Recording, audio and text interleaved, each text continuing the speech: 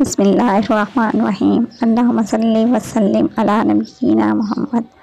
अस्सलाम वालेकुम my YouTube family, कैसे हैं आप सब। उम्मीद करती हूँ कि सब खैरियत से होंगे इंशाल्लाह और हंसती आंखों मुस्कुराते चेहरों के साथ मेरी वीडियो के इंतज़ार में होंगे।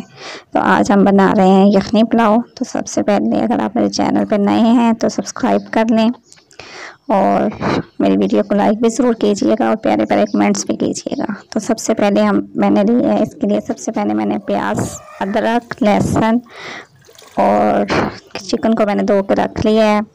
अब एक पैन में मैंने पानी ऐड करके उसमें मैंने चिकन डाल लिया है। चिकन डाल के अब मैंने जो अदरक लहसुन था उसका मैंने पेस्ट बना लिया है।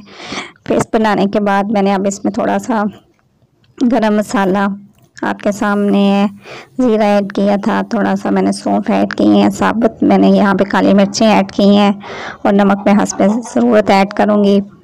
और थोड़ी सी मैंने इसमें अजवाइन भी डाली है क्योंकि वो सेहत के लिए अच्छी होती है। और वैसे भी चावलों के में अगर अजवाइन डाल लें तो गैस वगैरह से जो होती है डिस्टर्बेंस जो होती है गैस की, वो मसला हल हो जाता है इंशाल्लाह। अब मैंने दूसरे पैन में ऑयल डाल के प्याज को मैंने सुर्ख होने के लिए रख दिया है।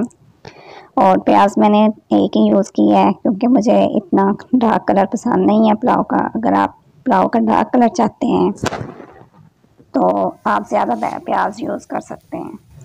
प्याज का कलर ब्राउनिश हो गया है, बस मुझे ऐसा ही कलर चाहिए था। अब इससे ज़्यादा अगर मैं करूँगी तो वो प्याज जल जाएगा। अब मैंने इसको पानी ऐड करके थोड़ा सा हिला रही हूँ ताकि इसका कलर जो है वो निकल आए। और अब मैंने यखनी मेरी तैयार हो गई थी, मैंने यखनी अपनी अलग कर ली थी और उसमें गोश्त मैंने अब अलग कर लिया है। और वो गोश्त मैं अब इसमें डाल के तो मसाले वगैरह ऐड करके थोड़ा सा मैं इसको भूनूंगी। तो अब प्याज का कलर निकल आया है, मैंने गोश्त ऐड कर दी है। अब गोश्त में यहाँ मैं पिसी हुई काली मिर्चें ऐड करूँगी और सब्ज़ मिर्चें काट के, टमाटर काट के मैंने ऐड किए हैं और मैं इसको भूनूंगी थोड़ा सा ताकि टमाटर वगैरह जो हैं वो अच्छी तरह से गल जाएं। लेकिन यहाँ पे मैंने नमक ऐड नहीं किया क्योंकि नमक हमने यखनी में ऐड कर दिया था। जब मैं चावल ऐड करूँगी तो फिर चख के मैंने अगर नमक की और ज़रूरत हुई तो मैं नमक ऐड कर दूँगी, वरना फिर नमक तेज़ हो जाएगा। इसलिए मैंने इस स्टेज पे नमक ऐड नहीं किया। अब मेरे मसाले भुनेंगे थे तो अब मैं इसमें यखनी ऐड कर रही हूँ। यखनी अगर आपके 1 गिलास चावल हैं तो आप उस हिसाब से 2 गिलास यखनी के ऐड करेंगे। यहाँ पे मेरे पास 2 गिलास चावल थे तो मैंने 4 गिलास से थोड़ी सी कम यखनी ऐड की है ताकि चावल थोड़े थोड़े खिले बनते हैं, फिर खिले खिले बनते हैं। और ये बारिश हुई नहीं और गैस गायब हो जाती है और हमारी गैस कम हो गई थी। मैंने इसको सिलेंडर पे शिफ्ट कर दिया है तो बॉयल आने का इंतज़ार कर रही हूँ मैं। जब इसमें बॉयल आ जाएगा तो मैंने इसमें चावल ऐड कर देने हैं। ये तकरीबन बॉयल आना शुरू हो गया, अब मैं इसमें चावल ऐड कर दूँगी। और चावल भी पक रहे हैं, लेकिन अब मैं इसमें चम्मच नहीं हिलाऊँगी। बस एक होता मैंने इसमें चम्मच हिला के नमक वगैरह चेक कर लिए हैं।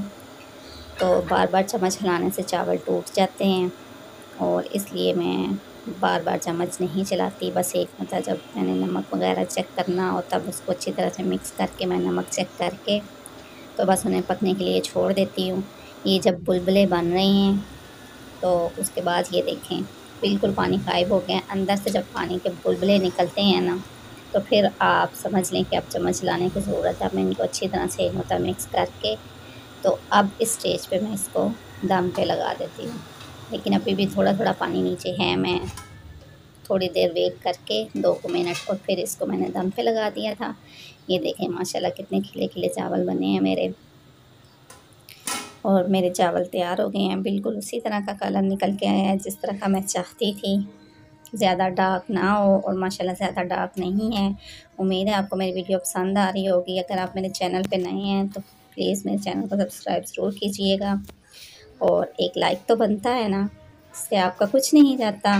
तो दुआओं में याद रखिएगा और मिलते हैं अगली वीडियो में। तब तक के लिए अल्लाह हाफ़िज़।